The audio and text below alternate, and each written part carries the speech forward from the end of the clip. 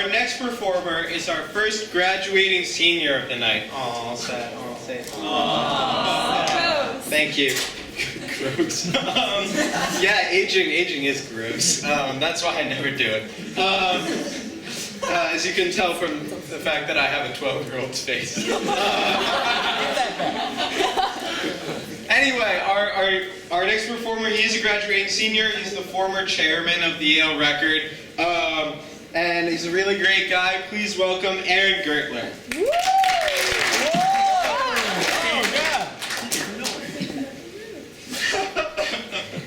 Why? Anyway, thanks for having me. So you guys are pre-frosh. This is Yale. You should come here unless you like another school more, in which case go there. This is rocket science. And if you come here, you should do the cucumber unless you don't want to. Again, not rocket science. I guess before I start talking about my set, I should probably say that this is all true except for the parts that are lies. Anyway. So, once you get to Yale, you'll be around a lot of insightful people. You'll have a lot of friends who are really smart and say clever things, and so you'll be having a lot of ideas about stuff. And when I have ideas about stuff, I like to put them in a note-taking app called Evernote, which is great. It's really convenient for storage, but sometimes I worry that Evernote might be spying on my ideas. So, what I do to fool them is that I put some bad ideas in there deliberately. And it gives me great pleasure to think of an Evernote employee going through my note-taking app, probably some intern they hired to spy, and he just says, oh, well, this looks good, this could work. Wait, a restaurant that only serves scrambled eggs? I mean, this guy seems reliable enough, so okay. Goes a little further. Wait, take modern fiction from the present and go back to the past and then sell it like it was science fiction and make money? Or, and he's getting a little concerned, and then he sees, go to an orphanage and host a boxing tournament and then raise the winner as your child? The funny thing is, that's actually one of the good ideas. We're going to do that. I'm actually pretty fond of martial arts, and sometimes people ask me questions. I wrote an article about them once, the scene at Yale.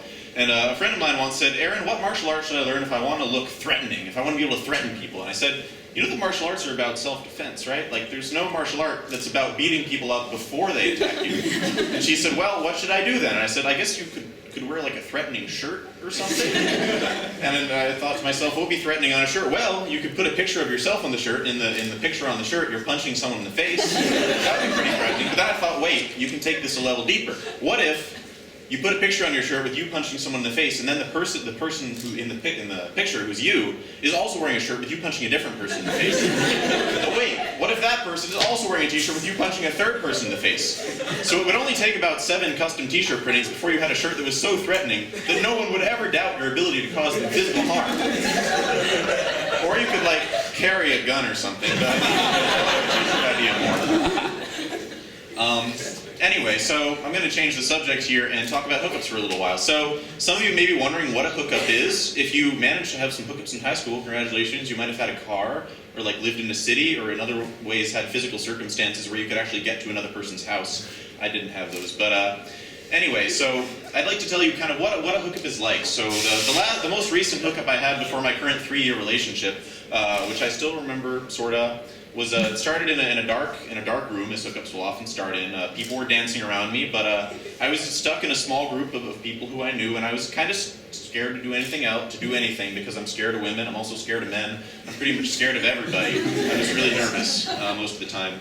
But eventually, one of my friends got impatient. One of my former friends, I should add. He said, "Aaron, come on, you got to go rub up on one of those girls." And I've done some things I'm not proud of, but I can say confidently that up until then, I had never rubbed up on anyone.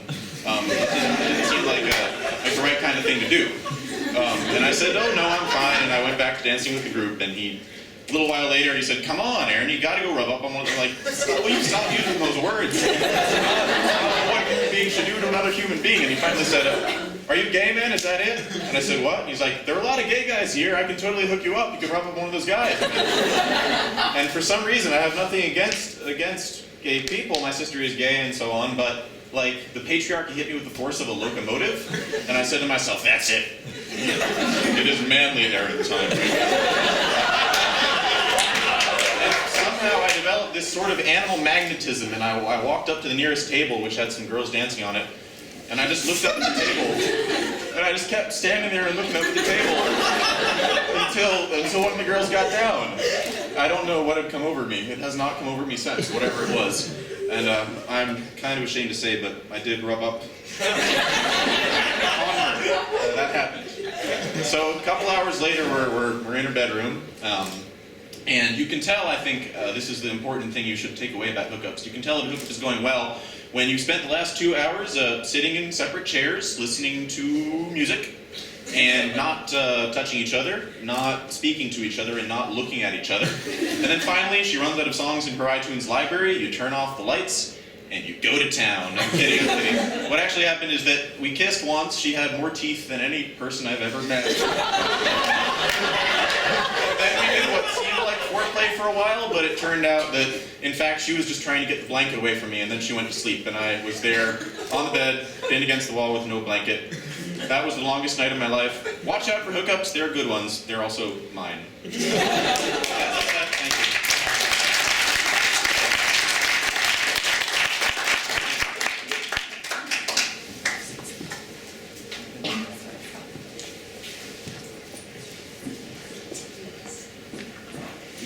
Thank you, Aaron. Can we get another round of applause from him? His battle beating his last set, barring him failing one of his classes.